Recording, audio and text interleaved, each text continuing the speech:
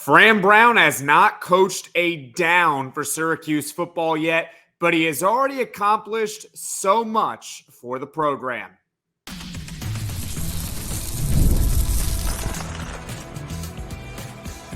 You are Locked On Syracuse, your daily podcast on the Syracuse Orange. Part of the Locked On Podcast Network, your team every day. Hello, everyone, and welcome into Locked On Syracuse. I'm Jackson Holzer, and thank you for making us your first listen of every single day here on the Locked On Podcast Network, where it's your team every day, and we're free and available wherever you get your podcasts. And on today's show, Fran Brown, the new Syracuse football head coach, has not coached a down yet for Syracuse, but he has already shown positive signs. The transfer portal success, way up. Recruiting has spiked since his arrival, and the expectations for Syracuse football are back. And as Rex Ryan once said, the best place to be is when expectations are high. So we're going to go over all the accomplishments that Fran Brown has achieved so far at Syracuse before he has coached a down. Today's episode is brought to you by FanDuel. Make every moment more as playoffs wind down. The sports stop sporting like we want them to. But this summer, FanDuel is hooking up all customers with a boost or a bonus daily. That's right. There's something for everyone every day. All summer long. Visit FanDuel.com to get started. Let's go over the transfer portal success with Fran Brown so far, and also the fact that he's been able to retain a lot of the stars from last year and years prior with the program. So just a baseline overview of the transfer class for Syracuse football heading into next season. Syracuse has the 24th ranked transfer class according to 24/7 Sports. That ranks 6th in the ACC. So already, that is pretty good. Top 25 in the country. We'll certainly take it. Upper half of the ACC. In fact, that's upper third of the ACC. We're certainly happy about that. But let's put that into context. Because if I were to say Alabama has the 24th best transfer class, I'm sure Alabama fans would feel pretty upset because, that's Alabama. They're supposed to be 1, 2, 3. And if they're anything past 5, then, there's a whole riot down there. But anyways, with Syracuse, we have to understand that we're not quite yet on that level. We can get to that level maybe one day, but not right now. For context for Syracuse football, their prior transfer rankings, and we're going to go since 2020 because before 2020, the transfer portal, it wasn't really much of a thing. The rules have gotten a lot less strict in recent years with the transfer portal. That's why it's super important to use it. Of course, Dabo Swinney doesn't use it at Clemson, so that's his loss, not ours. So, in 2020, Syracuse had the 73rd overall transfer class in the country. That's not great. In 2021, it was even worse. They were 91st overall in the transfer portal. However, they did land Garrett Schrader in that class, so it ended up working out okay. He was the starter for 2+ years at campus.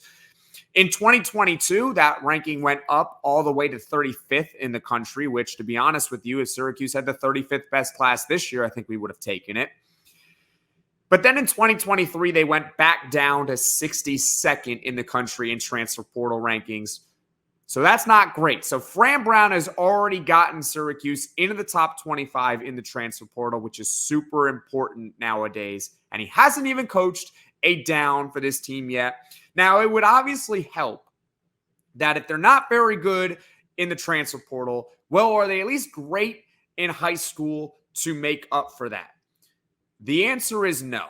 Since 2020, Syracuse's average high school class has ranked 68th in the country. That is not including 2024. Okay, so from 2020 to 2023, they were ranked 68th in the country on average in high school recruiting. That's not great. 68. There are only so many Power 5 teams, or now Power 4. That's not good at all. So if you're not good at recruiting out of high school, and you're not good recruiting in the transfer portal, how are you going to be a good team? How are you going to be a good team? You tell me. Leave a comment below. If you can't recruit well out of high school and you can't recruit in the transfer portal, how do you be good? Anyone's guess. But Fran Brown has already gotten a top 25 transfer portal class. And one of the main takeaways I had from listening to all the press conferences from the media day is what Fran Brown said regarding Oronde Gadsden. Oronde Gadsden, in my opinion, is the best player on the team. And quite frankly, it's not really close, and that's no shade to anyone else on the team. But Oronde Gadsden, the starting tight end for Syracuse football, coming off an injury, he said to Fran Brown, if you get him a quarterback, he'll stay. If you don't get him a quarterback, he's gone. And to be quite honest with you, I was worried before I was ever the host of this podcast. I was worried that Oronde Gadsden might transfer out of the program because it made a lot of sense. He's one of the best tight ends in the country. He can basically start and play anywhere he wants, and he can command significant NIL money in the process. It made a lot of sense, in my opinion, but he decided to stay because Fran Brown got him Kyle McCord. So basically bringing in Kyle McCord was a 2-for-1. You get Kyle McCord, who's an established quarterback at Ohio State, and you kept Oronde Gadsden. So that's transfer portal success in itself, right? Fran Brown also brought in 4-star defensive end Fadil Diggs, who might just be the best defensive player on this team. So that's already positive right there. And he also kept the leaders like LaQuint Allen and Marlo Wax and Justin Barron. Leaders of the team, you need incumbent players with a new regime coming in, right? Also, side note, Allen and McCord both made the Maxwell Award watch list given to the most outstanding player in college football on an annual basis. Now, you guys might be asking, why wasn't Oronde Gadsden on the watch list? Well, Gadsden's listed as a tight end, and tight ends typically don't win the award. In fact, the award will usually go to a quarterback, running back, or wide receiver. The last player to win the Maxwell Award, who wasn't a quarterback, running back, or wide receiver, was Manti Te'o in 2012. So that's why Oronde Gadsden, while he might be the best player on the team, was not on the Maxwell Award watch list. It's kind of weird. Also, Marlo Wax, by the way, is going to be wearing the new headset, or not the headset, the microphone, whatever you want to call it.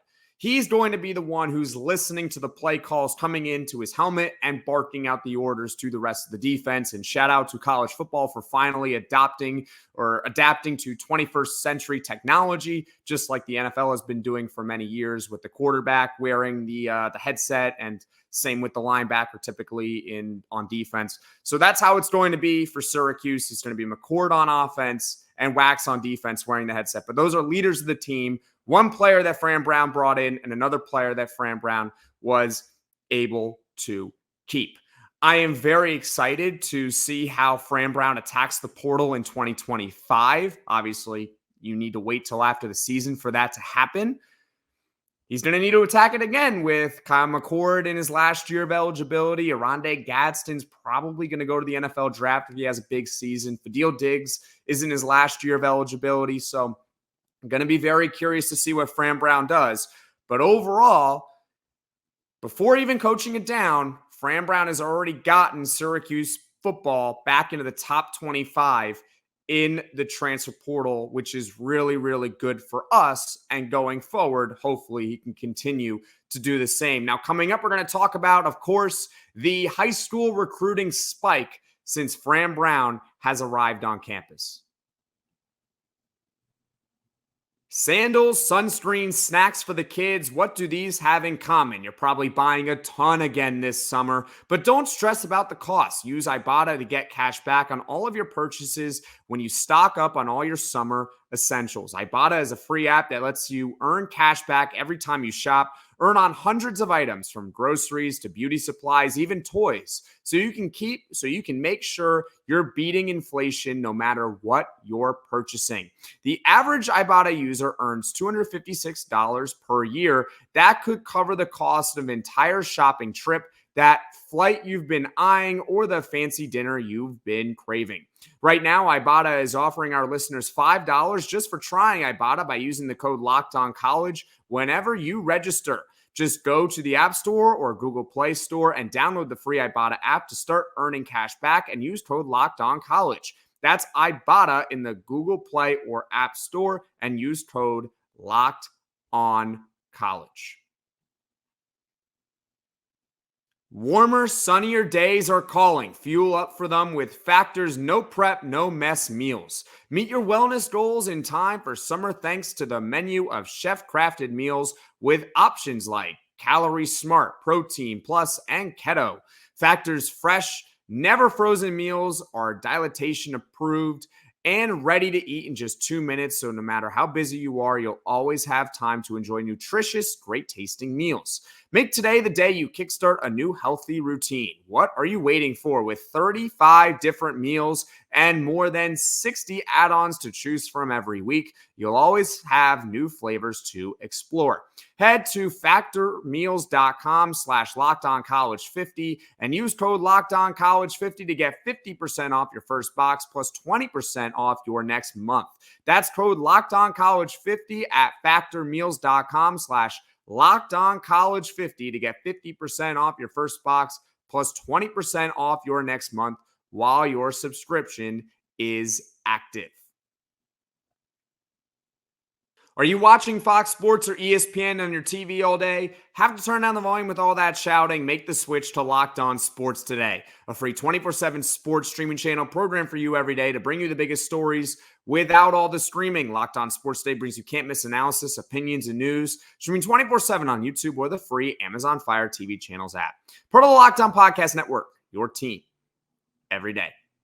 Welcome back, everyone, into Locked On Syracuse. I'm Jackson Holzer. On today's show, we are going over what Fran Brown, the new Syracuse football head coach, has already accomplished on his time at the Hill before ever coaching a down. We went over the transfer portal success and the fact that he was able to retain so many stars. And now it's time to talk about the spike in recruiting since Fran Brown has arrived to the program. Using the 24/7 sports rankings once again, Syracuse in 2024 has the number 37 overall class in the country. The last time that Syracuse had a class that ranked 37 or better, well, you have to go back all the way to 2001 when Syracuse had the number 29 overall class in the country when all was said and done. So already, 23 years, Fran Brown's already rewritten it. Already. Number 37 overall, highest since 2001. Incredible. Since 2003, Syracuse has had a top 50 recruiting class just twice heading into a season, 2007 and 2019. That's just the top 50. And Syracuse is at 37 for their high school class. All right. I also can't tell you, to be honest, the last time that Syracuse had 5 4-star recruits in a recruiting class, because 24/7 Sports didn't have the ratings listed until 2011. So I can't tell you the last time they had 5 or more 4-star recruits. But the 4 stars that they have in 2024, there are 5 of them. Are you ready for this one? Defensive end, KingJoseph Edwards. Receiver, Emanuel Ross. Tight end, Jamie Tremble. 4-star D end, Caden Brown, and cornerback Marcellus Barnes Jr. Those are the 5 4-star recruits in the class of 2024. And like I said, I can't tell you the last time Syracuse had 5+ players that were 4 stars or better in a recruiting class. And I know that the stars don't mean everything, right? Because a lot of times it comes down to the region that they play in, the high school that they play in. Sometimes there's just not enough eyeballs to go around with scouting, right? At the same time, they do matter a little. Like there is some truth to it, obviously, because you see the Georgias and the Alabamas and the Ohio States are always ranked near the top in recruiting class rankings. And, well, those teams typically are the best year in and year out. So there's obviously something to the stars. The fact that they have 5 4 stars in 2024 is a really, really positive sign for years to come. So Fran Brown already making his impact, and he hasn't even coached a down yet for Syracuse football, so that's good. Now, in 2025, Syracuse has the number 36 overall recruiting class in the country. And that may fall a little considering that it's mostly based on volume. I believe Syracuse still has the second most recruits in the country in 2025. So as more schools start to add on more players, Syracuse might dip because they don't have really a 4-star yet in that class. But 36, 37 overall, wherever you want, it's close. It's basically the same as where they're at right now for this season. That's pretty good. We'll take it. And worst case, I think they'll at least be in the top 50 for 2025. Worst case scenario, in my opinion. Now, 2026 is when it gets really, really interesting. Now, they might not be able to retain all 3 recruits that they have so far.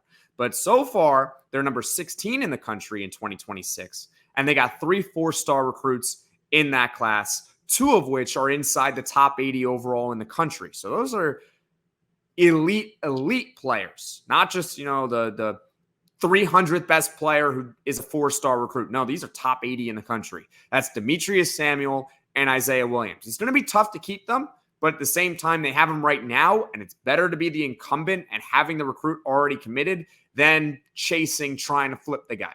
And that being said, in 2025, they could possibly get some flips. They are still actively recruiting CJ May, who picked Louisville, who's a 4-star top 250 player in the country. They're still recruiting him. So who knows? Maybe you can flip him down the road. The point being 2026 is incredibly interesting because their 3 recruits are better than most years. They don't get top 80 players in the country. This is Syracuse football. They don't get top 80 players. They've gotten 2 of them in 2026. Thank you to Fran Brown. Recruiting has spiked since he has arrived. It has spiked. And hopefully that trend can continue. So once again, without coaching a down yet, Fran Brown has already had transfer portal success heading into this season, and the recruiting is way up compared to prior years. Man, Syracuse football, you go look at that 2023 class and where they ranked overall, you don't want to see the teams that they are behind. They're behind teams like Buffalo in recruiting. So thank goodness that at least they're recruiting at a Power 5 level. Thank you to Fran Brown. He hasn't even coached it down yet for this team. Now coming up, the expectations for Syracuse football are back.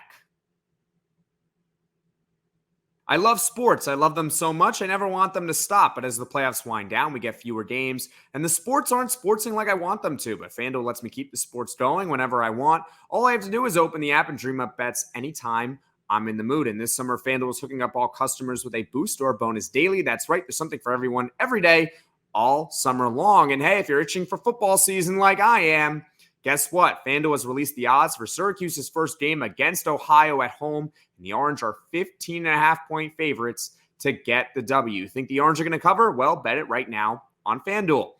So head over to FanDuel.com and start making the most out of your summer. FanDuel, official sports betting partner of Major League Baseball. Locked On has launched the first ever national sports 24/7 streaming channel on YouTube, and now it's also available on Amazon Fire TV and the free Fire TV channels app. Locked On Sports Day is here for you 24/7, covering the top sports stories of the day with the local experts of Locked On, plus our national shows covering every league. Find Locked On Sports Today now available on the free Fire TV channels app.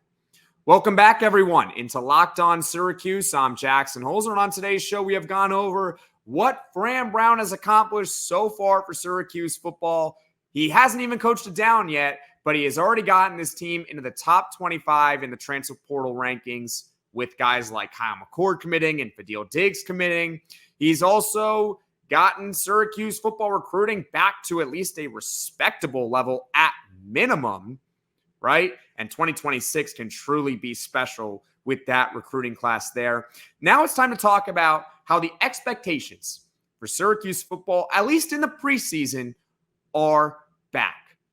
Fran Brown has allowed us to dream big. Now, some of the factors are in his control, and some of them are not in control. What are the stuff that Fran Brown can control, right? He can control how they do in the transfer portal. He can certainly control that. And he can also control how they do in recruiting. So the fact that those two factors I've already mentioned are up has increased our level of expectations. The fact that recruiting's good, transfer portal's good, expectations are higher. However, there are also some factors that are not in Fran Brown's control that are also allowing us to dream a little bit bigger. First and foremost, Syracuse football has the easiest schedule in the Power Four. The easiest one, according to ESPN. The easiest. Remember, they don't have to face Florida State. They don't have to face Clemson. And unless Cam Ward for Miami has a monstrous season, and he certainly can, they're not going to have to face a quarterback like they did last season in Drake May, who's going to be a top 3 pick in the NFL draft.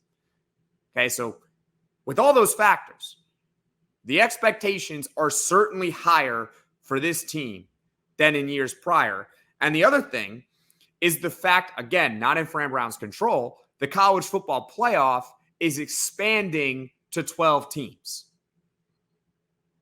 And it's the 4 Power 5 or the 4 Power 4 winners plus a group of 5 team, and then 7 others are going to make it to the college football playoff. And down the road, it's going to increase from 12 to possibly 14, maybe even 16. But for now, it's 12 for next season.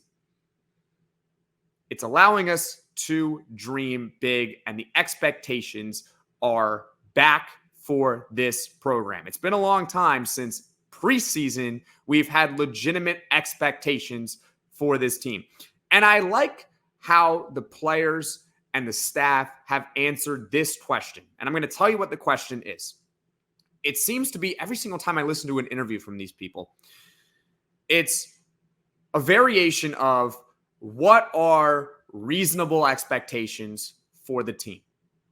And it's totally a fair question to ask. I'm not knocking the question. I just hear it all the time. And every single time I hear it, the answer is the same from the players and the staff. It's reasonable expectations. We're just trying to win every game. They're trying to win every single game. Why would they put a reasonable expectation out there? I like that mindset that they're not out here saying, let's win 8 games, let's win 9 games, let's win 10 games, or let's just make the college football playoff, right? And then, happy-go-lucky, and we don't care after that. I like how they haven't set, a definitive expectation. They haven't. Now, for people like myself, a podcast host, for talk show hosts, for bloggers out there, whatever you want to call it, that's our job. Our job is to set the expectations. But for the team, they should be dreaming big. They should be dreaming about winning a national championship because they're competitors, they're athletes, they're coaches. The goal is to win. So I like whenever that question is asked, they always answer it with, well, the sky's the limit. We're going to try to win every single game. I like it. It sounds like it's cliche and that it's obvious, but I feel like in years prior, they might say like, let's make a bowl game or let's win 8 games. Not so much this year. Not so much. As I said at the very top, the best place to be is when expectations are high. It's nice, right? Prior years for Syracuse football, you're hoping that they can go 6-6 and make a bowl game. This year, there are people out there, not myself, who, I want the college football playoff, don't get me wrong, but there are people out there who expect the college football playoff. I'm not ready to go to that level, but it's nice to be able to dream big, right? And Fran Brown, through factors that he can control and factors that he can't necessarily control, has delivered that to this program without coaching a single down. Having said everything, he hasn't coached a down yet for this team. And this is when we have to kind of reel it back in and understand that August 31st is when the season kicks off against Ohio at 3:30 p.m. Eastern, and they got to win. They got to win this year. We're right now in the honeymoon phase with this team. We're all excited. We're all happy. We finally have expectations to be better than just a 6-win team or a 7-win team. I think this team will go 8-4. That's my prediction. Okay, I've said it before on the podcast, and I'm not going to deviate from it. 8-4 is my prediction. But at the same time, if this team doesn't make a bowl game at minimum, it's a total failure. You have to admit that. We're in the honeymoon phase right now. If this team doesn't fulfill it, how long is it going to take for everyone to turn? So that's when we have to dial it back and understand that as optimistic as we are, the point of this exercise is what Fran Brown and his staff have accomplished so far without coaching a down. The most important part, though, is the fact that they are going to have to coach these downs.